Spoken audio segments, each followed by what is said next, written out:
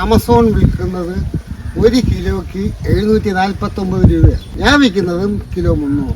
ഞാൻ പറഞ്ഞത് ഷുഗർ പ്രിവെൻറ്റീവാണ്. അപ്പോൾ ഇവിടെ പലരും എന്നെ കളിയാക്കി. എന്നാൽ പിന്നെ ഷുഗർ ഗുളിക കഴിക്കണ്ടല്ലോ സാർ, ഇത് കഴിച്ചാൽ മതിയല്ലോ. നമ്മൾ ഓക്കെ ആയിക്കോട്ടെ, ക്യാരി ഓൺ. എനിക്ക് 53 വയസ്സായി. ഈ നിമിഷം വരെ എനിക്ക് ഷുഗറില്ല, കൊളസ്ട്രോൾ ഇല്ല, പ്രഷറില്ല. ഞാൻ ഒന്നരാടം രക്തശാലി കഞ്ഞി നിർബന്ധമായി വീട്ടിൽ വയ്ക്കുകയും കുടിപ്പിക്കുകയും. ഡോക്ടർ എന്ന് പറയുന്നത് മീനു ഗോപി. അവർ പിന്നീട് എന്നോട് ചോദിക്കുന്നത് ഇതെങ്ങനെ സാർ നിങ്ങളിത് കുറച്ചു? അത് സിമ്പിൾ, ഇത്രയേ ഉള്ളൂ സാർ. കാരണം എൻ്റെ നെല്ലിൻ്റെ ഇടയിൽ നെല്ലല്ലാതെ വേറെ ഒന്നും വളരാൻ സമ്മതിക്കില്ല. ഇത് എൻ്റെ കണ്ടം, ഇത് എൻ്റെ ബ്ലാക്ക് നവര, കറുത്ത നവര കിടക്കുന്ന കണ്ടം. ഇത് കൃഷി ഓഫീസിൽ നിന്ന് കൊടുത്ത വിത്ത് കൊടുത്ത കണ്ടമാണ്. ഇതിൻ്റെ ഏറ്റവും വലിയ അശ്രദ്ധ ഭാഗമാണ് ഈ കാണുന്നത്. ഇതൊരിക്കലും നെല്ലല്ല.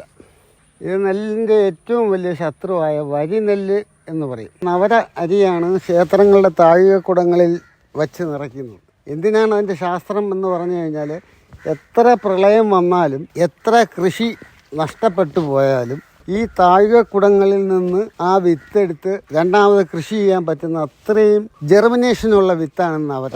ഞാനിങ്ങനെ വെറൈറ്റി ചെയ്തുകൊണ്ടേയിരിക്കും. ജപ്പാൻ വയലറ്റ്, നസർബാത്ത് എന്നും പറയുന്നുണ്ട്. മണിപ്പൂരിലെ ഗോത്രവർഗ്ഗക്കാർ ചെയ്യുന്ന ഒരു നാടൻ നെല്ലിനമാണ്. ഈ നെല്ലിൻ്റെ ഇലയിൽ ഹരിതകവും ഉണ്ട്, ചീരയുടെ കളറും ഉണ്ട്. ഇതാ കണ്ടോ, ഇപ്പോൾ പാടില്ല. ഞാൻ കതിരുകൾ വന്നു എന്ന് പറഞ്ഞു, ഇത്രയൊക്കെ കാണുകയുള്ളൂ. പക്ഷെ ഉള്ളത് അമൂല്യമാണ്. ഇതെല്ലാം എൻ്റെ ചേച്ചിമാർ കയ്യിൽ കൊയ്തേ പറ്റൂ. കാരണം മെഷീനിൽ ഇത് കൊയ്യാൻ പറ്റില്ല. രക്തശാലിയാണെങ്കിൽ ഒറ്റും പറ്റില്ല. ഇത് എൻ്റെ വേറൊരു പരീക്ഷണ രീതിയാണ്. ഇത് എനിക്ക് 200 രൂപ കിട്ടും അരി, 150 രൂപ കിട്ടും വിത്ത്. ഇത് 150 രൂപ കൊടുത്താണ് ഞാൻ വാങ്ങിച്ചത്. പക്ഷേ ഞാൻ ഇനി ആ വിത്ത് കൊടുക്കുമ്പോൾ 200 രൂപ കൊടുക്കും.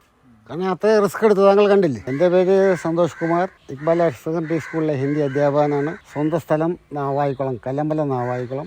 പിന്നെ ഇവിടെ ഒരു കൃഷി തുടങ്ങിയിട്ട് 9-10 വർഷത്തോളമായി. ആദ്യം കൃഷിഭവൻ തന്നിരുന്ന ഹൈബ്രിഡ് വിത്തിനമായ ജ്യോതിയാണ് ചെയ്തത്. അതിനുശേഷം ഞാൻ നാടൻ വിത്തിനങ്ങളാണ് ചെയ്യാറുള്ളത്. ഇപ്പോൾ സപ്പോസ് ഈ കിടക്കുന്നത് കറുത്ത നവരയാണ്. അതായത് നമ്മുടെ നവര അരിയാണ് ക്ഷേത്രങ്ങളുടെ താഴികക്കുടങ്ങളിൽ വച്ച് നിറയ്ക്കുന്നത്. എന്തിനാണ് അതിൻ്റെ ശാസ്ത്രം എന്ന് പറഞ്ഞു കഴിഞ്ഞാൽ, എത്ര പ്രളയം വന്നാലും എത്ര കൃഷി നഷ്ടപ്പെട്ടു പോയാലും ഈ താഴികക്കുടങ്ങളിൽ നിന്ന് ആ വിത്തെടുത്ത് രണ്ടാമത് കൃഷി ചെയ്യാൻ പറ്റുന്ന അത്രയും ജെർമിനേഷനുള്ള വിത്താണ് നവര. അതിൻ്റെ കറുത്ത നവരയാണ് ഈ നിൽക്കുന്നത്. അവിടെ എവിടെയും കതിരുകൾ വന്നു തുടങ്ങി. ഷുഗർ പ്രിവെൻറ്റീവും ഇമ്മ്യൂണിറ്റി വർധനവും ഉള്ള ഒരു ഇനമാണ്. ഇതിൻ്റെ ഒരു ഗോൾഡൻ നവര ഞാൻ ആദ്യം ചെയ്തു. ഞാനിങ്ങനെ വെറൈറ്റി ചെയ്തുകൊണ്ടേയിരിക്കും. അതിപ്പോൾ എൻ്റെ സുഹൃത്തുക്കൾക്ക് കൈമാറി. പല പാടശേഖരങ്ങളിലും ഇതിഞ്ഞു കൊടുക്കണം. 7 വർഷത്തെ കാത്തിരിപ്പിന് ശേഷമാണ് എനിക്കിത് കിട്ടിയത്. പിന്നെ ഈ കാണുന്നത് ജപ്പാൻ വയലറ്റ് അല്ലെങ്കിൽ നസർബാത്ത് എന്നും പറയുന്നുണ്ട്. മണിപ്പൂരിലെ ഗോത്രവർഗ്ഗക്കാർ ചെയ്യുന്ന ഒരു നാടൻ നെല്ലിനമാണ്. ഇതിൻ്റെ പ്രത്യേകത, ഈ നെല്ലിൻ്റെ ഇലയിൽ ഹരിതകവും ഉണ്ട്, ചീരയുടെ കളറും ഉണ്ട്. ഹരിത സസ്യങ്ങൾ ആഗിരണം ചെയ്യാത്ത മൂലകങ്ങൾ ഈ പ്രകൃതിയിലുണ്ട്. അപ്പോൾ ആ ഹരിതസസ്യങ്ങൾ ആഗിരണം ചെയ്യുന്ന മൂലകങ്ങളും അവ ആഗിരണം ചെയ്യാത്ത മൂലകങ്ങളും സമൂലം ആഗിരണം ചെയ്യുന്ന അത്യപൂർവ നെല്ലിനമാണ് ജപ്പാൻ വയലറ്റ് അല്ലെങ്കിൽ നസർബാത്ത്. ഇതിൻ്റെ വിളവെടുപ്പ് സമയം 100 ദിവസമാണ്. ഇതിപ്പം 60 ദിവസം ഏതാണ്ടായി കഴിഞ്ഞു. ഉടനെ കതിരുകൾ വരും. 100 അല്ലെങ്കിൽ 105. ഈ വേനലായതുകൊണ്ട് 100ൻ്റെ അന്ന് തന്നെ കൊയ്യാം. അതാണ് ഇതിൻ്റെ ഒരു പ്രത്യേകത. പിന്നെ ഇതിനകത്ത് എനിക്ക് കർഷകരോട് പറയാനുള്ളത്, നമ്മുടെ കണ്ടത്തിൻ്റെ ഇടയിൽ യാതൊരു വിധ കളകളും പാടില്ല. ഇപ്പോൾ ഞാൻ ഇത്രയും വൃത്തിയാക്കി എടുത്തിട്ട് പോലും ഇതാക്കണ്ടോ, ഇപ്പോൾ പാടില്ല. അത് ലെവലേഷൻ പാടില്ല. അത് നല്ലോണം സെർച്ച് ചെയ്താൽ അറിയാൻ പറ്റും. പിന്നെ ജലമാണ്, ജലസസ്യങ്ങൾ പിന്നീട് വളരും. ഇനിയുള്ള സമയത്ത് വളർന്നു കഴിഞ്ഞാൽ അത് നെല്ലിനെ ബാധിക്കുന്നതല്ല. അപ്പോൾ നമുക്ക് രാസവളങ്ങളുടെ അമിത പ്രയോഗം വേണ്ട. സാധാരണഗതിയിൽ ഞാൻ അടിവളമായിട്ട് ചെയ്യുന്നത് ചാണകം, കോഴിക്കാഷ്ടം ഇതൊക്കെ ഇട്ട് പൂട്ടുകയും പിന്നെ PGPR 1-2 ഇത് സ്പ്രേ ചെയ്യുകയും ചെയ്യും. ഇലകളിൽ കൂടിയുള്ള ഇത് കൊടുക്കും. ഇപ്പോൾ ഞാനൊരു പരീക്ഷണത്തിന് DP അതും കൂടി ഒന്ന് സ്പ്രേ ചെയ്ത് നോക്കിയിട്ടുണ്ട്. മറ്റേ ഹൈബ്രിഡ് ഇനങ്ങൾ ഏതാണ്ട് ഇപ്പം ഇത് ഒരു 20 സെൻറ്റാണ് ഈ കിടക്കുന്നത്. ഇതിനകത്ത് ഒരു 100 കിലോ കിട്ടുവാന്ന് കൂട്ടിക്കോളൂ. അങ്ങനെയാണെന്നുണ്ടെങ്കിൽ ഇതൊരു 75 കിലോ കിട്ടുള്ളൂ. പക്ഷേ ആ കിട്ടുന്നത് അമൂല്യമാണ്. അതാണ് എൻ്റെ ഒരു ശാസ്ത്രം. കാരണം ആ വയലിന് തൊട്ടപ്പുറത്ത് ചെയ്തേക്കുന്ന ഹൈബ്രിഡിനും ഇതിനും എല്ലാം ഒരേ കൃഷി ചെലവും ഒരേ മേൽനോട്ടവും തന്നെ വേണം. അപ്പോൾ നമുക്ക് എന്തുകൊണ്ട് നാടൻ ഇനങ്ങൾ ചെയ്തുകൂടാ? ഇതാ ഞാൻ കതിരുകൾ വന്നു എന്ന് പറഞ്ഞു. ഇതാ കതിരുകൾ നിൽക്കുന്നു. ഇത്രയൊക്കെ കാണുകയുള്ളൂ. പക്ഷെ ഉള്ളത് അമൂല്യമാണ്. അതുപോലെ പല ഭാഗങ്ങളിലും വന്നു തുടങ്ങി, തലക്കതിരെല്ലാം വന്നു തുടങ്ങി. കാരണം എൻ്റെ നെല്ലിൻ്റെ ഇടയിൽ നെല്ലല്ലാതെ വേറെ ഒന്നും വളരാൻ സമ്മതിക്കില്ല. അങ്ങനെ ഇങ്ങനെ വളർന്ന് നിൽക്കുമ്പോൾ ഈ നെല്ലിൻ്റെ വളർച്ചയെ അത് ബാധിക്കും. ഇതേസമയം ഇതിനെ ഇങ്ങനെ അങ്ങ് ക്ലിയർ ചെയ്ത് മാറ്റുമ്പോൾ ഇവർക്ക് ഇങ്ങോട്ട് പടർന്ന് നിൽക്കാനുള്ളൊരു സാഹചര്യം ഉണ്ടാകും. ഇത് 2-3 ദിവസത്തിനുള്ളിൽ ഈ ഒരു 5-6 മീറ്റർ അങ്ങ് ക്ലിയർ ചെയ്യും. പണിക്കാരുണ്ടോ? പണിക്കാർ ഇത്തവണ സ്കൂൾ അവധി ആയതുകൊണ്ട് കളയെടുപ്പ് മൊത്തവും ഞാനായിരുന്നു. സാധാരണ ഞാൻ തന്നെ എടുക്കുന്നത്. എന്നിട്ട് എനിക്കൊരു ചേച്ചിയുണ്ട്. ആ ചേച്ചിയെ വിളിച്ച് 1-2 ദിവസം എടുക്കും. പിന്നെ എനിക്കൊരു മണിയാശാനുണ്ട്. പുള്ളിയാണ് വരമ്പല്ല. അതുകൊണ്ടാണ് ധൈര്യമായിട്ട് ഈ വരമ്പിൽ താങ്കൾ നിൽക്കുന്നത്. പുള്ളി വെട്ടി വെച്ചാൽ അത് അവിടെ ഇരിക്കും. പിന്നെ വേറെ പണിക്കാറില്ല, ഞാൻ തന്നെയാണ് പണിക്കാരൻ. ഇത് നമ്മൾ ഈ കാണുന്ന ഒന്നും ഇവിടെല്ലാം ഇതിലാണ് കൊയ്യുന്നത്. അത് മെഷീനിൽ. ഇതെല്ലാം എൻ്റെ ചേച്ചിമാർ കയ്യിൽ കൊയ്തേ പറ്റൂ. കാരണം മെഷീനിൽ ഇത് കൊയ്യാൻ പറ്റില്ല. രക്തശാലിയാണെങ്കിൽ ഒറ്റും പറ്റില്ല. അങ്ങനെ രക്തശാലി മെഷീനിൽ പിടിക്കില്ല. ഇത് മെഷീനിൽ കൊടുത്തു കഴിഞ്ഞാൽ അത് കൂട്ടുവിത്താവും. അപ്പോൾ ഈ വിത്ത് എനിക്ക് വിശ്വസിച്ച് താങ്കൾക്കോ വേറെ ആർക്കോ കൊടുക്കാൻ പറ്റില്ല. ഇത് എൻ്റെ കണ്ടം. ഇത് എൻ്റെ ബ്ലാക്ക് നവര, കറുത്ത നവര കിടക്കുന്ന കണ്ടം. ഇത് കൃഷി ഓഫീസിൽ നിന്ന് കൊടുത്ത വിത്ത് കൊടുത്ത കണ്ടമാണ്. ഇതിൻ്റെ ഏറ്റവും വലിയ അശ്രദ്ധാ ഭാഗമാണ് ഈ കാണുന്നത്. ഇതൊരിക്കലും നെല്ലല്ല. ഇത് നെല്ലിൻ്റെ ഏറ്റവും വലിയ ശത്രുവായ വരി നെല്ല് എന്ന് പറയും. ഊര എന്ന് പലയിടത്തും പറയും. പക്ഷേ ഇത് വയനാട്ടിലെ പല വൈദ്യന്മാർക്കും ഔഷധ ഗുണമായിട്ട് അവർ പറയുന്നുണ്ട്. പക്ഷേ ഇത് ഇങ്ങനെ ആദ്യമേ പൂത്ത് നമ്മുടെ ഈ നെല്ലിനെ മണ്ടേ കൂടെ ചായും. അപ്പം നമ്മുടെ നെല്ലിൻ്റെ കൾട്ടിവേഷൻ അല്ലെങ്കിൽ അതിൻ്റെ ഉൽപ്പാദനക്ഷമത കുറയും. ഇതിൽ നിറച്ചതിനെല്ലാം ഒന്ന് നോക്കി, കണ്ടോ കണ്ടോ കണ്ടോ? ഇത് നെൽക്കതിര് വരേണ്ട സമയമായി കഴിഞ്ഞതാണ്. പക്ഷേ ഇവൻ ആദ്യമേ കതിരെടുക്കും. പക്ഷെ എൻ്റെ കണ്ടത്തിൽ ഒരറ്റണത്തിനെ കാണിച്ചെത്താൻ പറ്റുമോ? ഇത് ഞാൻ ജപ്പാൻ വയലിട്ട് കൃഷി ചെയ്തിരുന്ന വയലാണ്. ഇത്തവണ ചെറിയ ബുദ്ധിമുട്ടുകൾ കൊണ്ട് ചെയ്തില്ല. ഇതിനകത്ത് എവിടെയെങ്കിലും വരി നെല്ലുണ്ടോയെന്ന് താങ്കൾ നോക്കി. അതാണ് ആ നെല്ലിൻ്റെ ഗുണം. കാരണം നമ്മളത് നട്ട് കഴിഞ്ഞാൽ സുഖമായിട്ടും മറ്റേന് പുഴുതു മാറ്റാൻ വളരെ എളുപ്പമായിരിക്കും. ഇത് എൻ്റെ വേറൊരു പരീക്ഷണ രീതിയാണ്. അതായത് നമ്മളിപ്പോൾ കൈത്തോടിൻ്റെ ഭാഗമാണ് ഈ കാണുന്നത്. ആസ്പെറ്റാസിൻ്റെ മുകൾ ഭാഗമാണ് ഈ മേൽക്കൂരയുടെ ഭാഗം. അത് ഈ സൈഡിൽ അടിച്ചു വയ്ക്കുന്നു. നല്ല കുറ്റികളടിച്ച് അതിനെ വലിപ്പിക്കുന്നു. ഇതുപോലെയുള്ള ചാക്കുകളും ടാർപ്പോളും ഇട്ട് വയ്ക്കുന്നു. പിന്നെ എനിക്ക് എല്ലാ വർഷവും ഇതിനകത്ത് പുല്ല് വളരുകയോ എല്ലാ വർഷവും വരമ്പ് കോരേണ്ട ആവശ്യമില്ല. എത്ര വെള്ളം വന്നാലും ഇത് മടവ പൊട്ടിക്കൊണ്ട് പോവില്ല. അത്ര സ്ട്രോങ് ആസ്പെറ്റാസാണ് ഇതായിരിക്കുന്നത്. ഇതെല്ലാം ഓരോ ട്രിപ്പ് കളയെടുത്തതാണ്. എന്നാലും ഈ ജലസസ്യങ്ങളിങ്ങനെ വളർന്നുകൊണ്ടേയിരിക്കും. കൃഷിയിലോട്ട് വരാനുണ്ടായ താല്പര്യം എന്താണ്? ഞാനൊരു അധ്യാപകനാണ്. എന്നാലും ഇത്തിരി സ്വഭാവ വൈകൃതങ്ങൾ ഉള്ള ആളായിരുന്നു. പ്രത്യേകിച്ച് വേറൊന്നുമില്ല. മദ്യപാനം നല്ലൊരു ശീലമുള്ള ആളാണ്. അപ്പോൾ എന്നോട് ഇഷ്ടമുള്ള ഒരു സഹ അധ്യാപകൻ ഷാജഹാൻ സാർ എന്ന് പറയും. അപ്പോൾ പുള്ളി ഇതുപോലെ തന്നെ ഒരു കൗൺസിലിങ്ങിന് കൊണ്ടുപോയി.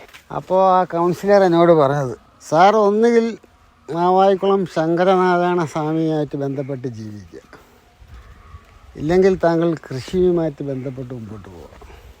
അങ്ങനെ ഞാൻ എന്തായാലും പെൻഷൻ കഴിയുന്നതുവരെ നാവായിക്കുളത്ത് പോകാൻ പറ്റില്ല. ഞാൻ കൃഷിയിലേക്ക് ഇറങ്ങി. ഇപ്പം മനസ്സുഖം. എത്ര വർഷമായി ഇപ്പോൾ കൃഷിയിൽ ഇറങ്ങിയിട്ട്?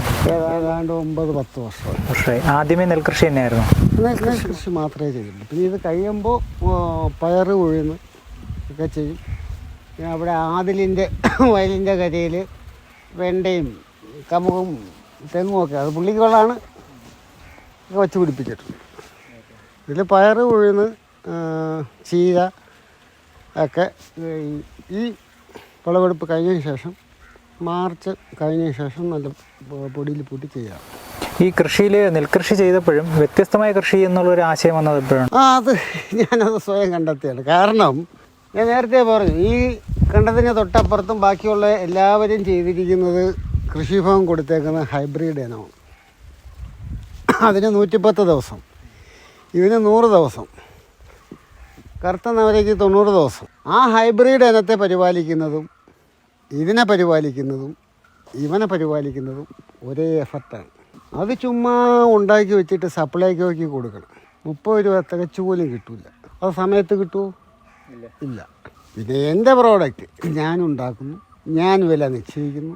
വിത്തായാലും ഏതായാലും ആ രീതിയിൽ എനിക്ക് ഇഷ്ടം പോലെ കൈമാറുന്നു. എൻ്റെ ആവശ്യത്തിന് ഉപയോഗിക്കാം ഒക്കെ ചെയ്യും. നമുക്ക് അത് 30 രൂപ കിട്ടുന്ന സമയത്ത് ഇത് എനിക്ക് 200 രൂപ കിട്ടും മതി.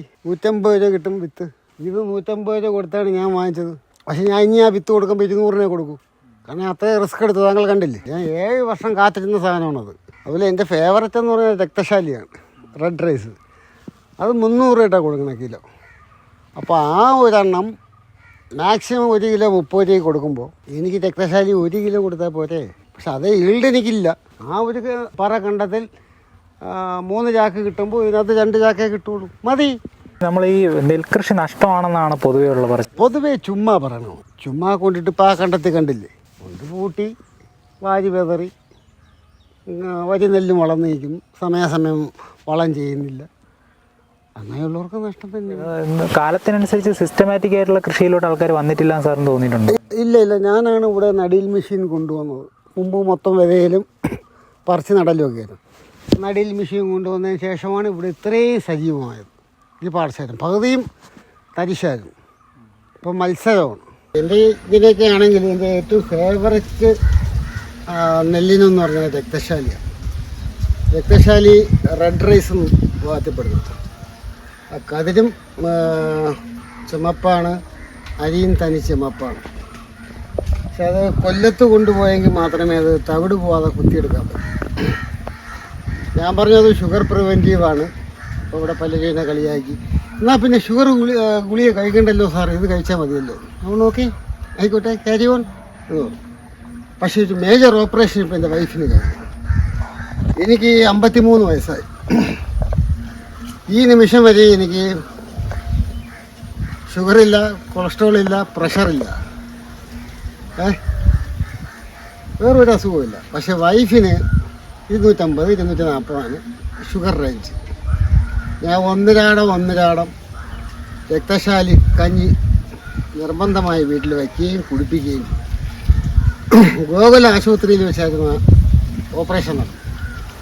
ഡോക്ടർ എന്ന് പറയുന്നത് മീനു ഗോപി, അതായത് ഭരത് ഗോപിയുടെ മകൾ. അവർ പിന്നീട് എന്നോട് ചോദിക്കുന്നത്, ഇതെങ്ങനെ സാർ നിങ്ങളിത് കുറച്ചു? അത് സിമ്പിൾ, ഇത്രയേ ഉള്ളൂ സാർ. ഇൻസുലിൻ പോലും എടുക്കാതെ ആ ഷുഗർ ഞാൻ കൺട്രോൾ ചെയ്ത് എൻ്റെ വൈഫിൻ്റെ ഓപ്പറേഷൻ സക്സസ് ആയിരുന്നു. വൈഫ് 6 മാസം ആയില്ല, ഒരു കുഴപ്പമില്ല. ഇന്നും എൻ്റെ ഫേവററ്റ് രക്തശാലി. അപ്പോൾ ആമസോൺ വിൽക്കുന്നത് 1 കിലോയ്ക്ക് 749 രൂപയാണ്. അത് ചെറിയ സൂട്ട് കേസിലൊക്കെ ആക്കിയ ഒരു ഗൾഫിൽ വാങ്ങി. ഞാൻ വിൽക്കുന്നതും കിലോ 300. മനസ്സിലായി? ഇപ്പം ഇത് തന്നെ എൻ്റെ കൂടെ പഠിച്ച മടവൂർ, മാങ്കോണം, അവിടെയൊക്കെ ഉള്ള സിയാദ്, ഇർഷാദ്, ഇവരെല്ലാം സകുടുംബം ഗൾഫിലാണ്.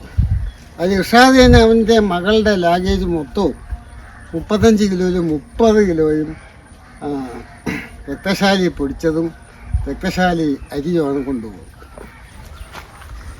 ഞാൻ എൻ്റെ സുഹൃത്തുക്കളായതുകൊണ്ട് എനിക്ക് നിങ്ങൾ 250 രൂപ വെച്ച് തന്നാൽ മതി. അത് പറ്റില്ല, അല്ലെങ്കിൽ കഷ്ടപ്പെടുന്നതാണ്. 300 രൂപ വെച്ച് നൽകി തരും. കാരണം അവർക്ക് അവിടെ മാളുകളിൽ കാണാം, ഇത് വെറുതെ തള്ളതല്ല. ഈ രക്തശാലി നമ്മൾ എത്ര കിലോ ഉൽപ്പാദിപ്പിക്കുന്നുണ്ട്? സാധാരണ ഇതുപോലെ ഒരു കണ്ടത്തിലേക്ക് ഇടാറുണ്ട്. കാരണം അമിതമായിട്ട് നമ്മൾ ഉൽപ്പാദിപ്പിച്ചിട്ട് അത് കെട്ടിപ്പിടിച്ചുകൊണ്ടിരിക്കാൻ നമ്മൾ പറ്റില്ല. നമ്മളെ ആവശ്യത്തിന് മുടക്ക് കൂലി കിട്ടത്തക്ക രീതി. ഒരു കണ്ടത്തിലിടുമ്പോൾ എത്ര? എനിക്ക് ഏതാണ്ട് ഒരു 14 സെന്റിൽ ചെയ്യുവാണെന്നുണ്ടെങ്കിൽ 60 കിലോളം കിട്ടും. 60 കിലോ കിട്ടും, അരിയായിട്ട് കിട്ടും. അതിലൊരു 10-30 കിലോ അരി ഞാൻ എടുക്കും. 30 കിലോ ഞാൻ വിൽക്കും. ഓക്കെ. അപ്പോൾ എൻ്റെ മുടക്ക് കൂലിയും ഒക്കെ ഇനി വരും. വരും. എൻ്റെ കഷ്ടപ്പാടിൻ്റെ കൂലിയും ഒക്കെ എനിക്ക് വരും. അത്രേ ഉള്ളൂ. അതുകൊണ്ട് നെൽകൃഷി ഒരിക്കലും നഷ്ടമെന്ന് ഞാൻ പറയുന്നു. രാവിലെ 6-6:30 ആകുമ്പോൾ ഞാൻ ഈ കണ്ടെത്തി ഇറങ്ങും. 9 മണിക്ക് കരയിൽ കയറും. വീട്ടിൽ പോകുന്നു, കുളിക്കുന്നു. ഫസ്റ്റ് പീരീഡ് ഹിന്ദി സാറായതുകൊണ്ട് പീരീഡ് ഇല്ല. കാപ്പിയും പൊതിഞ്ഞുകൊണ്ട് നേരെ സ്കൂളിൽ പോകുന്നു. ഫസ്റ്റ് പീരീഡ് തുടങ്ങുന്നതിന് മുമ്പ് തന്നെ ഒപ്പിടുന്നു. വന്നിരുന്ന് വെള്ളം എടുത്ത് വെച്ച് കാപ്പി കുടിക്കുന്നു. രണ്ടാമത്തെ പീരീഡ് ഫ്രഷായിട്ട് ക്ലാസ്സുകളിൽ പോകുന്നു. 4 മണിക്ക് സ്കൂൾ വിടുന്നു. നേരെ ഇവിടെ വന്നിട്ട് NSSൻ്റെ അവിടെ ഒരു കടയുണ്ട്, ചായക്കട. അവിടെ പോയിട്ട് ഒരു ചായ കുടിക്കുന്നു. നേരെ 4:30 ആകുമ്പം പിന്നെയും കണ്ടെത്തി ഇറങ്ങും. വൈകുന്നേരത്ത് വാങ്ങിക്കുളിക്കുന്ന സമയമുണ്ടല്ലോ, 6-6:30 സമയം. അപ്പോൾ എൻ്റെ ഞാൻ നടത്തുന്നു. പോയി അത് തന്നെ ധാരാളം. ഇത് തികയാതെ വരുമ്പോൾ നമ്മളിത് നേരത്തെ ഒരു ചേച്ചിയുടെ കാര്യം പറഞ്ഞു. ആ ചേച്ചിയെ വിളിക്കുന്നു. 1-2 ദിവസം. അപ്പോൾ ഈ 3 മാസം കഴിയുന്ന സമയത്ത് പിന്നെ എങ്ങനെയാണ് ഈ നെൽകൃഷി കൊയ്ത് കഴിയുമ്പോൾ അടുത്ത റീപ്ലാന്റേഷൻ നടക്കും. ഓക്കെ. ഇപ്പോൾ കഴിഞ്ഞ കൃഷി കഴിഞ്ഞു. ഇപ്പം മകര കൃഷി. ഇനി നമുക്ക് വെള്ളം കിട്ടത്തില്ല. അപ്പോൾ ഇനി ഇത് കഴിഞ്ഞ ഉടനെ ഇത് നെല്ല് ഒരു 15 ദിവസം കൂടെ കഴിഞ്ഞ് നെല്ല് നരന്ന് കഴിഞ്ഞ ഉടനെ നമ്മൾ വെള്ളം വലിക്കും. ഓക്കെ. അന്ന് മുതൽ വെള്ളം വയൽ ഡ്രൈ ആയി തുടങ്ങും. കൊയ്ത്തൂടെ കഴിയുമ്പോൾ നല്ല ഡയറക്റ്റ് സൂര്യപ്രകാശം ഏറ്റ് നല്ല ഉണങ്ങി കഴിയുമ്പോൾ ട്രില്ലറോ ട്രാക്ടറോ ഇട്ടൊന്ന് പൂട്ടിയിട്ട് പയർ, ചീര, വെണ്ട, ഉഴുന്ന് അങ്ങനെയുള്ള വേനൽക്കാല കൃഷി ചെയ്യും. അതിന് വെള്ളത്തിൻ്റെ ആവശ്യമില്ല. പിന്നെ പച്ചക്കറി നടുവാണെങ്കിൽ നമ്മൾ എവിടെയെങ്കിലും വെള്ളം സംഘടിപ്പിച്ച് വയ്ക്കും. മറ്റ് പയറിനങ്ങൾക്കും ഉഴുന്നിനുമൊക്കെ രാത്രിയില്ല മഞ്ഞുകൊണ്ട് ധാരാളം.